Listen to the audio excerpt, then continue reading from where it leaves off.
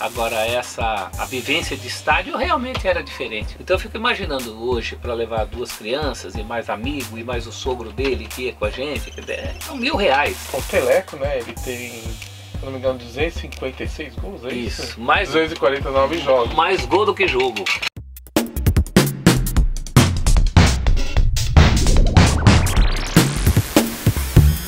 Bem-vindos a mais um Teleco Press. E hoje, com o maior jornalista que o Corinthians não chama ele de historiador, que ele não gosta.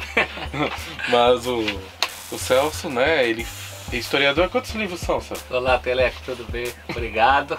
Obrigado pelo maior, obrigado pelo historiador. Não é que eu não gosto, não mereço, né? Curso de história. Sou pesquisador. Bom, 18 publicados, muitos sobre o Corinthians, sem contar as memórias do Vampeta, os paralelos aí, a grande maioria de livros sobre essa nossa paixão, o Esporte Clube Corinthians Paulista. Celso, então, eu queria começar falando de uma coisa que pra mim incomoda um pouco, né? Quando eu falo com o pessoal mais novo, o pessoal fala muito, não, o time era diferente, a torcida, né? Era muito mais cheio os estádios. Não é bem isso, né? Primeiro, os estádios não eram tão cheios assim, enchiam nos clássicos, né? Não eram cheios todos os jogos, né? Nos grandes jogos eles eram muito mais cheios. A estreia do Sócrates tinha 111.003 pessoas. Eu, meu irmão e meu primo éramos os três. 111.103. As finais, em geral, tinham públicos grandes, até porque você não tinha televisão. Então isso também proporcionava que quem quisesse ver o jogo tivesse que ir até o jogo. O ingresso era mais barato. Tinha uma série Tinha menos opção de lazer, né? Tinha menos opção de lazer, a molecada namorava mais tarde, não tinha celular, o mundo não era globalizado. Entra essa questão de hoje chamar paulistinha, né? O paulista era tudo que a gente tinha, o nosso mundo era o paulista. Então, claro que você não tinha estádio cheio toda quarta e todo domingo, não era assim. Os jogos com o 15 de Piracicaba, com o São José, as próprias torcidas eram diferentes. Torcida que enchia estádio mesmo em São Paulo era do Corinthians. Os clássicos raramente tinham a outra torcida com superioridade. Eu não lembro de outra torcida com superioridade. Nunca foi um que tinha menos. Eu lembro da torcida do Santos, quando torcida jovem, né? Aquela geração logo depois do Pelé. Era uma geração que frequentava muito estádio. Você não encontrava assim tantos santistas no emprego ou na escola, mas no estádio eles iam. Então era a torcida que gostava de ir a estádio. Isso eu estou falando dos anos 70, 80, que é quando eu comecei a frequentar. Era a torcida que rachava com a torcida do Corinthians. Eventualmente o Palmeiras melhor, o São Paulo, não lembro da torcida do São Paulo ser maioria, mas eventualmente com o Palmeiras melhor, podia equilibrar um pouco mais. Tinha aquela brincadeira do cordão da polícia, corria o cordão, a gente ganhava gomos do Morumbi e aí vibrava como se fosse um gol. Agora a vivência de estádio realmente era diferente, né? A gente vibrava com esse tipo de coisa, a gente vibrava com a entrada em campo. Eu lembro de o time às vezes nem tão bem, mas eu sabia que se não ganhasse, se não fizesse gol, pelo menos a vibração da entrada em campo a gente ia ter. Era uma festa à parte, era como se fosse E também gol. a gente chegava 2 da tarde no estádio, quando era o jogo mais ou menos, né? Pra ter lugar. Não era 1 da tarde. É. Mesmo esse muito de assistir jogo em pé hoje, né? Que até que é bem diferente hoje, né? Esse negócio do assistir jogo em pé, antes você só assistia porque não tinha onde você sentar, né? Você tinha um estádio com 100 mil pessoas, era porque era bem apertado, né? Hoje o torcedor virou cliente, né? Virou um consumidor. Tô vendo o dia que o cara vai entrar no Procon se o time não ganhar, né? Bem, já teve gente que entrou por causa de chuva em um determinado time. Isso é um absurdo, né? Quer dizer, o meu padrão, eu me sinto muito mal como torcedor. O primeiro jogo na arena, que tava chovendo e eu tava no coberto, eu não me senti bem. Eu achei que minha obrigação era estar lá tomando chuva, porque sempre tomei chuva. É verdade. Era o chão duro, o cimento duro. A gente falava, sempre pedia melhores condições nos estádios, um banheiro mais limpo, uma condição de acesso com mais segurança. Mas acho que hoje a coisa extrapolou. Hoje é um negócio, um programa muito caro, um pai de família que vai levar. Eu, por exemplo, fui levado para os estádios pelo meu primo mais velho, o Wagner, porque o meu pai é bem mais velho que eu. Quando eu nasci, meu pai já estava se afastando dos estádios. Meu pai levava esse meu primo e ele me levou, a mim e ao meu irmão, Paulo Roberto. Então eu fico imaginando hoje para levar 2 crianças e mais amigo e mais o sogro dele que ia com a gente, quer dizer, são R$1.000, né?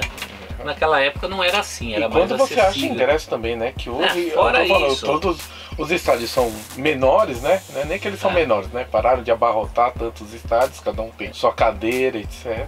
Mesmo os jogos menores estão enchendo mais do que antigamente. Antes era como ter um jogo com 15 mil pessoas. Eu entendo essa etc. necessidade do clube, mas eu acho antidemocrático qualquer espetáculo público você não ter o direito de passar, comprar ingresso e entrar. É assim com o teatro, é assim com o cinema, devia ser assim com o futebol, pelo menos uma carga mínima. Eu, por exemplo, tenho muitos parentes em Pernambuco, muitos primos em Pernambuco. Eu não posso receber um primo aqui e levar num jogo do Corinthians. O cara não é fiel torcedor, eu não sou. R$500, né? Então, aí não dá, não né? é o caso, né? E até Exatamente. posso se eu tiver sorte também. Se for uma final de Libertadores, nem esse talvez. Não, nem esse existe. Então tá tudo muito limitado e nesse sentido elitizado. Eu realmente preferia a moda antiga. Final de 84 com o Santos, eu era office boy, comprei ingresso no falecido Banco Auxiliar. A maioria das agências do Banco Auxiliar tinha um ingresso lá. Você ia lá, comprava e pronto. Eu não sei, eu passei muitas horas em fila da FPF, fila dos estádios, chegando cedo, né? Agora de cambista eu posso dizer, acho que muito dificilmente. Só que eu comprei de cambista foi uns 3 na minha vida, assim, por acaso do destino. Eu comprei alguns, 84, quando jogou o Flamengo aqui, tinha perdido de 2-0 no Rio. Tinha que ganhar de 4-1. Então, em 84. Eu lembro, eu e meu pai fomos de geral, paguei 1.000, era aquela nota do Barão, paguei 1.000 um ingresso que era para ser 300. Mas valeu a pena, viu? Foi 4-1, ganhou bem. Tem uma diferença, né? Acho que hoje também as torcidas são mais musicais, né? Uma boa parte do estádio assiste em pé porque quer, né? Antes era porque não dava. Eu sinto falta de alguma coisa, por exemplo, batuque. Eu lembro da torcida marcando o ataque do Corinthians. O Corinthians tomava a bola, geralmente com os pontas, né? O Vaguinho, quando comecei a ver o Vaguinho, o Romeu. Tomava a bola, eu lembro, aí perdia a bola para ter silêncio. Aí recuperava a bola, outra Essa é uma experiência que os jovens já não tem mais. As bandeiras, né? A torcida adversária, né? Que era bom, você gritava, ero, silêncio do chiqueiro. Hoje você não tem isso, né? Você não tem a torcida adversária. Quando tem, é lá uma parte muito pequena. Acabou esse espetáculo. E acabou tudo, né? Em 2015 eu fui contra o Rivale no Aranães Park. E tava lá, foi 3-3 e adorei a experiência, né? Mas assim, é muito pouco, uma minoria, muito triste. Finais, você vê, o Corinthians ganhou um título dentro do Allianz sem sua torcida, né? Todo mundo vibrando nas suas casas diante das suas televisões, mas fica mais engraçado, mas seria melhor dividido, né? Seria, tinha que estar lá, né? Agora você estava falando desse jogo de 84, né? Que tinha o Sócrates, bem, foi o maior que eu vi jogar, né? Eu também, porque eu não peguei o Rivelino. Chegamos tarde, né? Era muito especial ver o Sócrates jogar, né? Que tem muito, fala isso muito da democracia corintiana, etc. Mas não é só isso, né? Tinha um timaço, né? Acho que 82 foi o melhor time que a gente teve desde 54, né? Porque o time de 77 era um time mais ou menos, né? Era um time Corinthians, mas não era muito bom. Como era o de 90, né? Mas o time de 82 tinha principalmente ele, né? Cadenciando, tinha também jogadores como o Zenon, o Vladimir, o Zé Maria já em fim de carreira colaborou pouco naquela campanha, o Casagrande fantástico, o Ataliba muito útil numa campanha, o Birubiru, aquele azougue que a gente conheceu já também muitos anos depois, mas principalmente o Sócrates era 100% talento, né? Não era um atleta, e se fosse um atleta seria ainda maior, mas talvez não fosse tão talentoso, e ele tinha uma visão, ele do campo, porque o torcedor geralmente do campo avisa, né? Fala, passa para aquele, passa para o outro, olha o cara livre da direita. O Sócrates do campo, ele te surpreendia. Você estava sentado na arquibancada, você via ele virar a bola para a gente que você nem tinha visto naquela boa condição. O Birubiru é um que recebeu um monte de bola açucarada dele. Então era antes de tudo um craque, né? Muito talentoso, dosava, até por causa da condição física que não era das melhores, ele dosava esse talento de uma maneira que fazia clarear tudo. Eu sou fã do Sócrates dentro e fora de campo, acho que também é um jogador que se posicionava, um momento político importante da história do país, eleições diretas, ele nunca negou fogo. E também, né, ele fez sofrer muito, né, na verdade o maior rival nosso na época nem era o Rivale, né, era o SPFC, né. E o seu avô era torcedor deles, não não é? era São Paulino. Ele gostava do Sócrates ou não? Ele detestava o Sócrates. O meu avô nunca pronunciou o nome Sócrates. Ele chamava o doutor de maldito ortopedista. Lá vem aquele maldito ortopedista de novo. Eu também não E ainda mais que a gente né? roubou deles, né? 82, 83, tudo em cima do São Paulo. O meu avô, nem São Paulino ele era torcedor do paulistano, do Friedenreich lá atrás. Aí quando acaba o paulistano, ele vira São Paulino. A maioria dos torcedores do paulistano, a maioria migrou para São Paulo. Quando o meu pai era pequeno, ele levou o meu pai no São Paulo e Corinthians, e foi justamente um jogo que o Corinthians ganhou com os gols do Teleco. Oxi.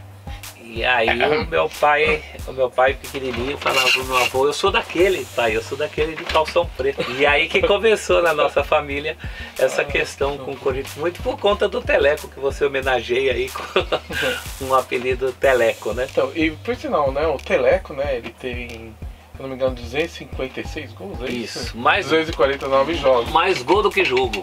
Exatamente, mas assim, mas tem uns jogos também aí que a gente não achou. Desculpa. Que o Celso não achou quem fez os gols aí. Na verdade, dois jogos, né? Tem, né? Dois jogos. Tem um jogo bem suspeito, é que um amistoso em Pirassununga, Corinthians 5-0, a gente não sabe quem fez os gols. Como o Teleco jogou, provavelmente ele tenha feito aí alguns gols. Quando fez 5-0 ele deve ter feito uns 6, mano. E na média dele era mais ou menos isso nessa época. Se bem que aquele já não estava 9 de junho de 40 ele já estava não no auge, né? E tem um amistoso com o São Cristóvão aqui também, 2-1 para o São Cristóvão. Esse um gol do Corinthians, nesse jogo do Rio, em 22 de abril de 35, pode ser que o Teleco tenha feito. Então são 6 gols em potencial aí, que ainda estão no ar. A gente não sabe quando tiver. Aí eu posso colocar, porque você sabe, o Almanac do Timão hoje é um aplicativo, não é um livro físico. Então, até isso que eu ia te falar, né? Porque do Almanac impresso eu tenho os dois, o de 2000 e 2005. Acho que vocês sabem que eu sou corintiano, né? E aí tinha um de 8-0 que não tava lá, né? É um jogo com o Taubaté. A gente não tinha os gols, mas agora achei todos os gols. E é justamente essa a utilidade, porque enquanto o Almanac era um livro, ele estava publicado e não tinha como mexer. E hoje ele sendo um aplicativo, que a gente atualiza cada jogo do Corinthians, todo jogo do Corinthians é jogado no aplicativo, então quem baixou o aplicativo tem no celular e automaticamente vai ter aquele jogo e vai ter a estatística. A gente vai corrigindo as coisas que vão acontecendo e eventualmente as coisas do passado aí, que a gente acaba achando. Esse jogo em Pirassununga, por exemplo, a hora que eu tiver esses gols, vou registrar no aplicativo, todo mundo vai passar a ter nos celulares que baixaram. Essa é a lógica de transformar o trabalho que era um livro impresso em um aplicativo para celular, né? Dentro dos novos tempos, né? Eu não sei se eu sou a média, mas eu tô sempre olhando, né? É relativamente barato, né? A gente tá falando por volta de R$35 por ano, você consegue ter tudo. Né? A gente pegou uma média razoável, né? A assinatura anual é 35, a assinatura mensal é 5. De repente o cara só quer assinar no mês ou quer voltar, com 5 pau ele resolve lá o problema específico de pesquisa dele. Mas o importante é manter a história do clube, né? Manter a história do clube sempre atualizada, modestamente. O Corinthians é o clube do mundo que tem a sua história mais bem documentada. Nem clubes europeus têm o nível de detalhamento que a gente tem, até porque eles não ligam a mínima para jogos amistosos, simplesmente ignoram. E eu não, registro jogos amistosos, vestiu a camisa do time principal do Corinthians. Tem tempo de duração de jogo da época, hoje 90 minutos, mas tem a época que os jogos de campeonato eram 80 minutos. Não é que nem o certo time que conta o jogo do torneio início, né? Pra fazer. Toda vez que aperta ali, eles inventam alguma coisa. Aí a questão de critério, né? Cada um tem um critério. Um critério que eu tenho é registrar a história do Corinthians do jeito que ela aconteceu. Eu não marco gols nem sofro. Por mim, todos os jogos seriam 10-0 pro Corinthians. Como eu não jogo e nem defendo, eu registro tudo. Os jogos, por exemplo, jogos anulados de 2005 do Edilson Pereira de Carvalho. Eles estão registrados na história do Corinthians. Ah, mas são jogos anulados. Tudo bem, cria uma categoria chamada jogos anulados. Mas aqueles jogos estão lá. Então eu não tiro nem ponho nada. Eu acho até engraçado porque falando do retrospecto, né? O Rivale conta um jogo que foi WO, né? Pra eles, que eles não foram, porque eles estavam numa briga com a federação. Não, e eles não foram, eles contam como uma derrota, né? E a gente não conta. Eu não registro esse jogo. Acho que tudo né? vai da natureza do critério. Do trabalho que você está fazendo, né? O primeiro almanaque do Timão tinha assim os jogos do torneio início, tinha todos os tipos de jogos, porque era uma tentativa de um registro de tudo que aconteceu. Agora, quando você fala em estatísticas, você precisa entrar também num certo acordo com o que o mundo das estatísticas do futebol utiliza. Acho que não faz nenhum sentido você utilizar um critério que não vai bater com o critério de ninguém. Mas enfim, cada um sabe onde o calo aperta. Então, você estava falando dos amistosos, mas antigamente você tinha praticamente todos os amistosos eram... Amistosos era metade da temporada quase, né? Um determinado tempo, né? O Campeonato Paulista...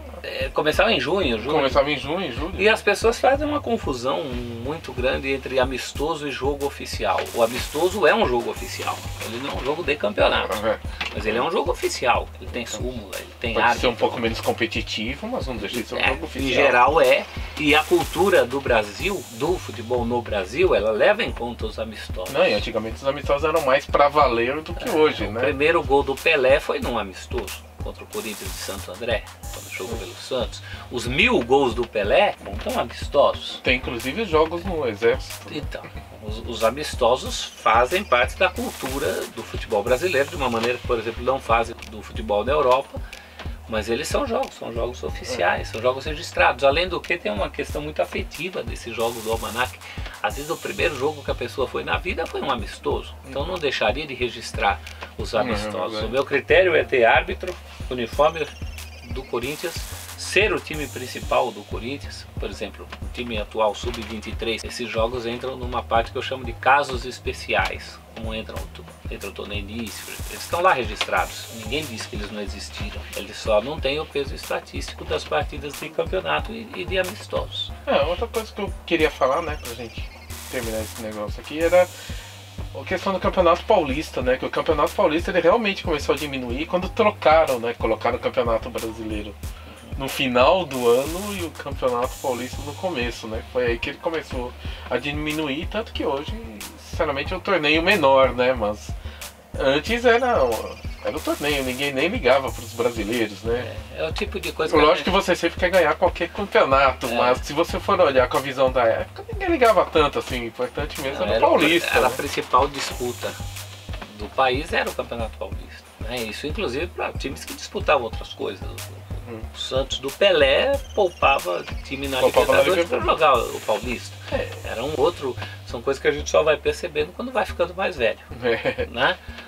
Claro que não se pode comparar a importância de um paulista ganho, o de 77, por exemplo, para mim é o maior título da história do Corinthians, não interessa se depois veio o Mundial, veio o Libertadores, a comoção em torno daquele título, que era um mundo, nosso mundo era aquilo. Também precisa entender o que era o mundo, né? Imagina, falou uma semana a cidade no mínimo, né? Enfim, para mim em 77 foi campeão do mundo, o nosso mundo era São Paulo, então foi campeão do mundo, né? Daquele mundo que a gente vivia. Então é comparar banana com laranja. Claro, com um título como aquele de 77, ou de 54 no quarto centenário, ou mesmo de 22 no centenário da independência, eles têm um peso... A primeira invasão, né, que foi a Santos. Então você tem um peso que os paulistas atuais, os estaduais atuais não têm, né? Na verdade, antes se poupava nos outros campeonatos para poder jogar o regional, né?